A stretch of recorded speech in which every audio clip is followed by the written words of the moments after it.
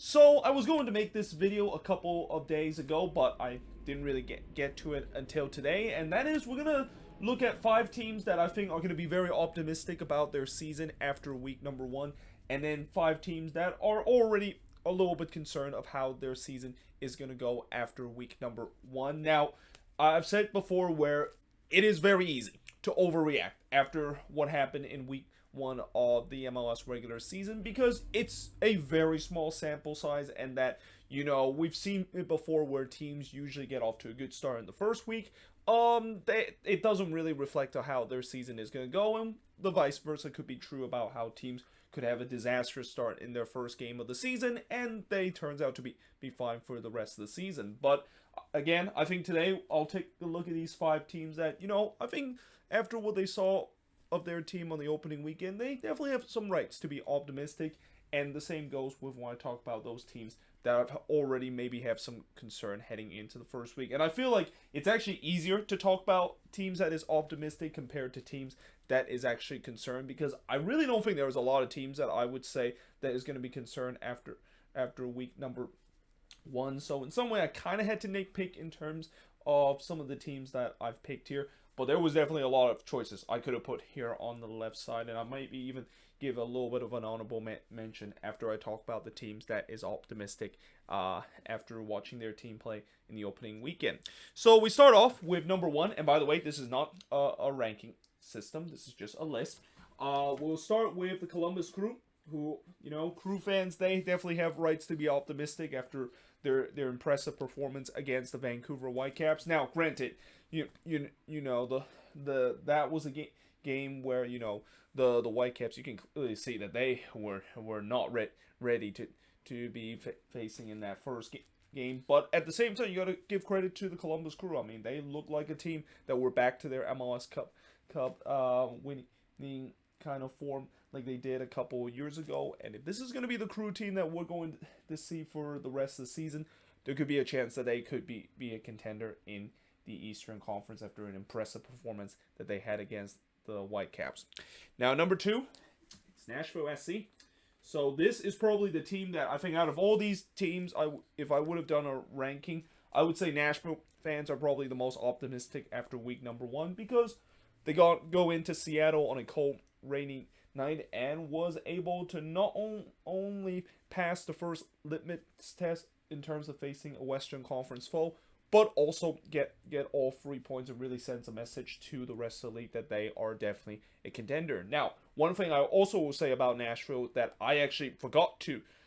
kind of talk about is the fact that they do not have a home game until May, and when their new stadium is going to open. So they're going to be going through kind of similar to what we've seen with teams that aren't going to have their new stadium ready until like late in the season, so they're going to go through a lengthy road trip. But so far it's off to a great start of their road trip with their first win in Seattle and able to take down there. And I also feel like the reason why I'm not actually as worried about Nashville going through this long road trip as I would say with some other team is that it feels like this team is built to play on the road, like especially with the way that Gary Smith set up his team, and that it just feels like they are a team that they're not going to be just scared when they go on the road, and that they have that self-belief that they can of course get points. And it definitely shown in that game against the Seattle Sounders, where they just kind of played typical Nashville road soccer, which is just suffocate the opposition, trying to maybe get a 0-0 draw at the end of the day, get a good important road point. And yeah, if this Nashville team, not only if their goal after this long road trip is to right on the cusp of making the playoffs, but if this team is going to be in a playoff position, this team could definitely have a good shot in terms of finishing in first place. Though I will say that as good as their road form was last season, the home form was kind of a problem last season too, where they did drop a lot of points at home. But this is a new home that they're playing in, and one thing we know about teams playing in their new home, unless you are Cincinnati, is that there's always that boost in terms of teams that actually can make their new stadium an absolute fortress. So yeah, I feel like that could be the case Nashville does, and especially after how impressive they look on that opening night against the Sounders. This is definitely a team that I think if there's any team that has any fan base that is very optimistic about how their team going forward after just 1 week, it's got to be Nashville SC. Number 3, I'm gonna say Atlanta. So for Atlanta, I think there's no doubt Atlanta United fans are a little bit happy after what they saw in that game against Sporting KC, getting all 3 points at home. But it's also the fact that they were able to beat a team that is considered a contender, because last season, I think one of the reasons maybe Atlanta wasn't taking as serious as we've seen before is that they tend to able to get wins against weaker opponent, but when they do face against tough opponents, that's when they kind of struggle. But they of course face a decent Sporting KC side that, yes, I know Sporting KC had some injury to deal with, but it's still an impressive win for Atlanta, and you can definitely sense that Gonzalo Pineda's second year is off to a good start, and that maybe things are going to almost get back to normal, where this Atlanta team is going to be the Atlanta that we know of. And not to mention the other big thing about Atlanta is that their recent signing Dom Dwyer getting off to a great start with a goal, and I'm not gonna say that he has completely found his old form as what we saw a couple of years ago, but so far so good for him, and he could have easily scored a second or even a third goal in that game, because I think he had a couple of chances to score another goal. But there's definitely some promising the fact that if Dom Dwyer can get going, it would put a little bit pressure off of Joseph Martinez. And not to mention another underrated factor about this Atlanta team that I think Atlanta fans are going to be very optimistic is the homegrown that they produce, and that some of these homegrown player that comes out of this Atlanta team is started to produce. I mean, we saw Caleb Wiley scoring on his debut, and that I expect he should definitely get some minute, especially Pineda. I feel like he's going to be a guy that he's not going to be afraid to give some of these homegrown players chances to shine, and we've seen before where this Atlanta team has used that homegrown talent and able to develop them. I mean, we always talk about Atlanta being a team that goes down to South America to find these hidden gems and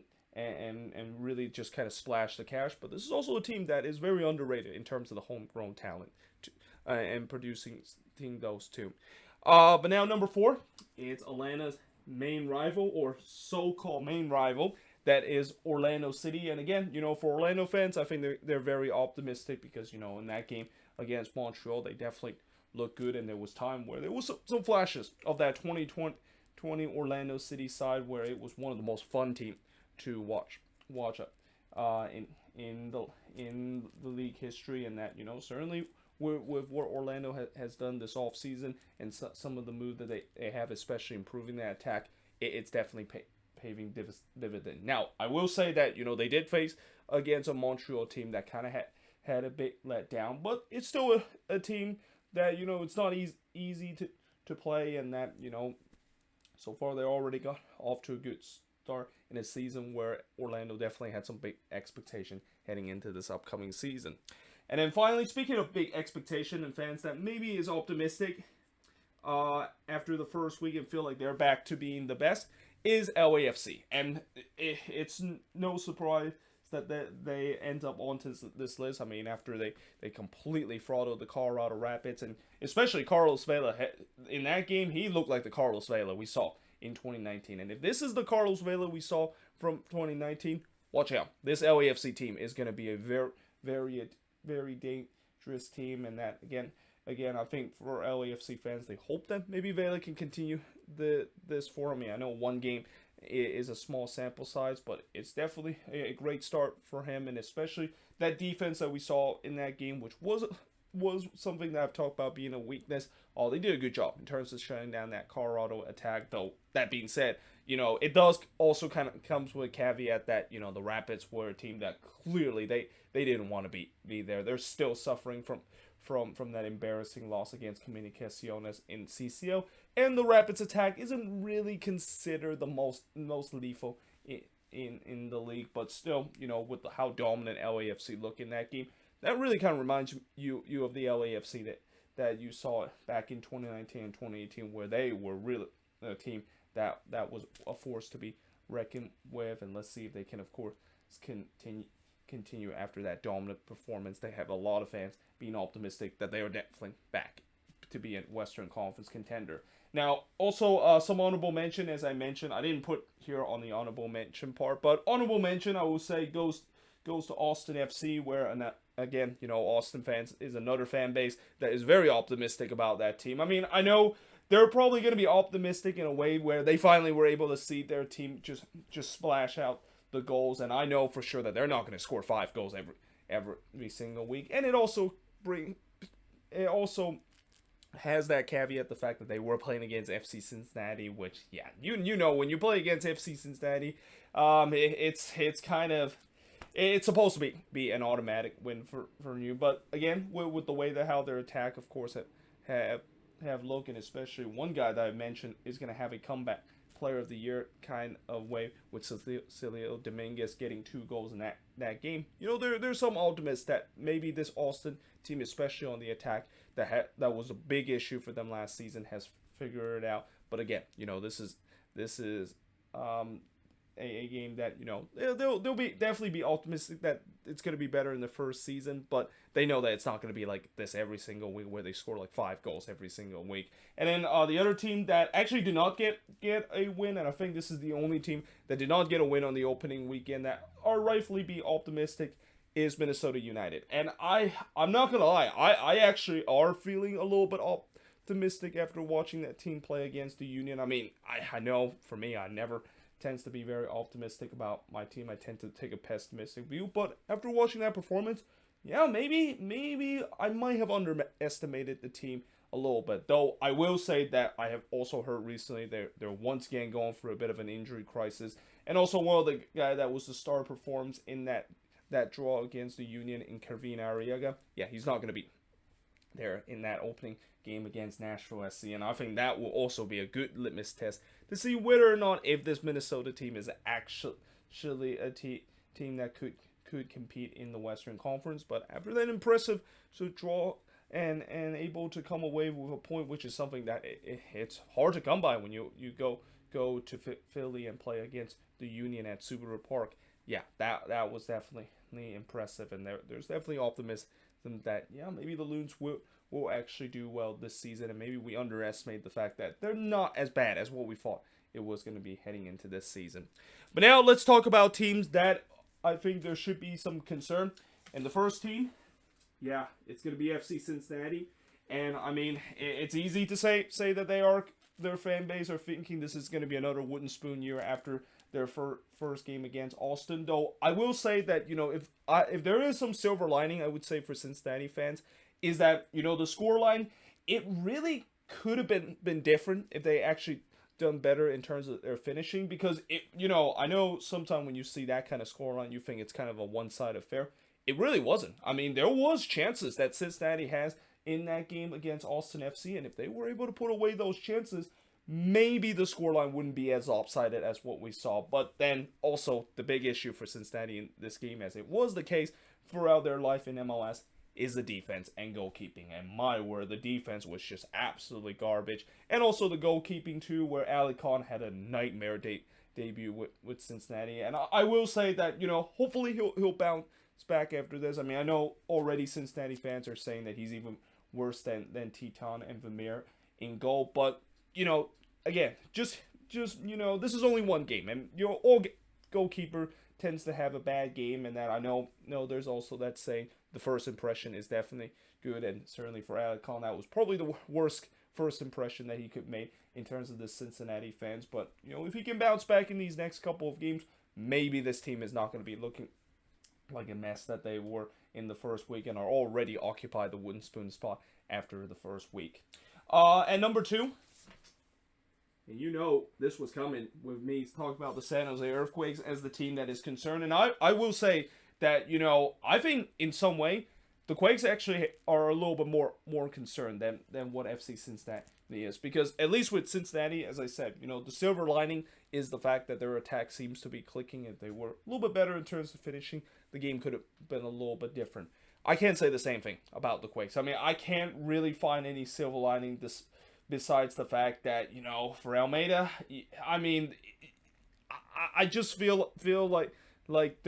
it's going to be a matter of time before he eventually is going to get fired from this team. And it's also shocking the fact that he hasn't been fired, because he's basically doing every way right now to trying to get himself fired from the whole situation of him criticizing the front office, to what we heard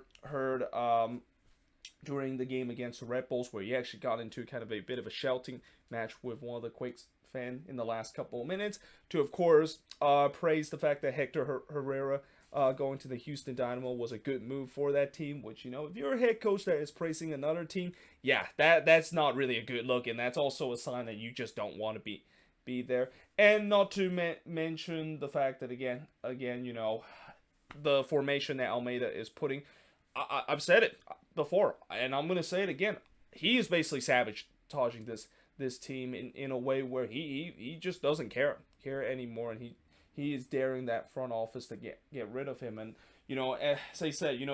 as easy as it may say that just fire him right now, it's not going to be easy, because of the way that maybe there's I remember maybe there's like a contract clause where if they do release him, the Quakes will of course have to spend some big money to buy out his kind of contract clause. And knowing the fact that the Quakes are a very cheap team, they're not going to do that. But also the fact that it's not really a good look to just fire a head coach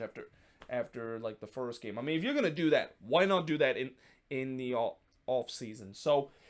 yeah, the front office is definitely put in a tough situation, and this also is a big test for Chris Leach. That I feel like right now Chris Leach has done his best in terms of putting a team that, when you look at this team can definitely be a team that could be a playoff contender. The problem is they have a head coach that basically is setting up a team that is keep putting players out of position, and also openly said that he doesn't want to be there, and it's no wonder why the players are clearly not playing for him. So yeah, this could be a really long season for the Quakes, and that this situation would have been avoidable if the front office would have fired him in the last off season, and especially would have been avoidable if the owner John Fisher would eventually sell the team. I mean, I know right now a lot of people paint Almeida as the villain, but let's not forget the real villain of the San Jose Earthquakes, which is John Fisher, and him holding back this team, and holding back in terms of actually making this team to jump into the MLS 3.0 and 4.0 era that it is in right now. So yeah, again, for the Quakes, it is an absolute mess right now, and this could be a really long season if this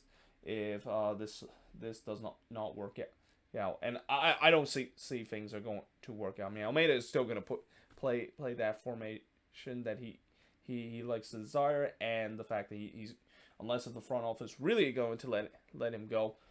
this team could be a dumpster fire for this upcoming season. Now at number 3, and this is where I'm starting getting to some nitpicking teams, because I think after the first week for Sporting KC, I know some of the fans are not happy after the performance, but I don't think they're going to be at that level of concern as the Quakes and FC Cincinnati. In fact, I think this is where the line really started to draw between teams that are ideally has the right to be concerned after the first week, two teams that maybe don't have to be that concerned, but with how the first game went, it is easily overreact. And I feel like that's kind of the case with it could be easily overreact with the way that they had a disastrous first game against Atlanta, and especially the back line once again looking terrible, as we've saw in the past couple of season. This team could be having a down year, but I'm pretty sure Sporting KC, of course, would bounce back. And especially one thing I will say about that defense is that it's kind of inconsistent. So they had a bad game in this one, so I'm assuming in the next game they should be having a better one. But it also doesn't help the fact that their attack throughout the game was also kind of quieted by that Atlanta defense. So maybe that's another thing that they may be a little concerned.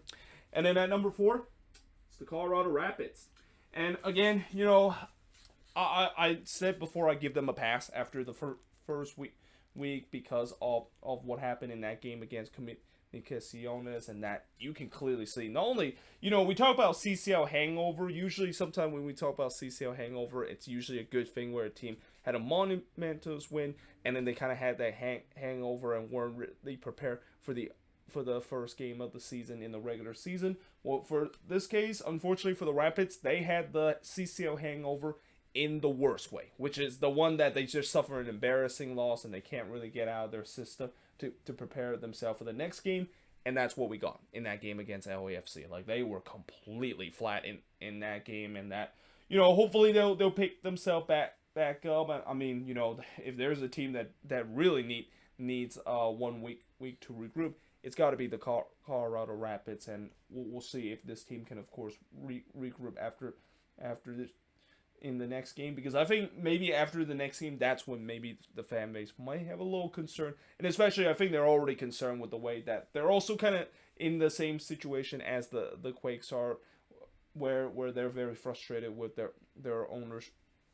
not spending the money and spending the DP player to get this team to the next level. But at least with Colorado, they're at least a team that has a squad that can definitely be a playoff contender, and also have a head coach that is considered one of the best head coaches in the league, rather than the Quakes have a team that it could be playoff contender but has a head coach that clearly don't want to be there and is sabotaging the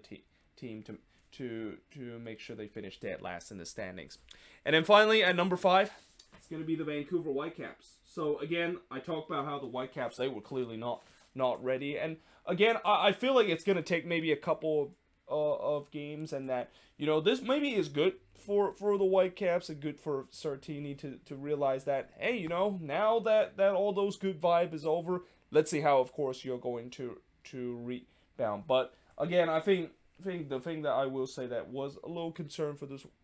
Whitecaps, and especially from their fans, is the fact that they kind of didn't bother to show up in the first game. I mean, anytime when you see a team, I mean, it's okay that you see your team lose on the road, and especially against a really good team in Columbus. But the fact that they did not really give any effort in terms of that, and were looking flat throughout the whole game, yeah, that I think has give Whitecaps fans maybe some concern, and maybe some flashback of those rebuilt year where that was how they look like whenever they play on the road. But again,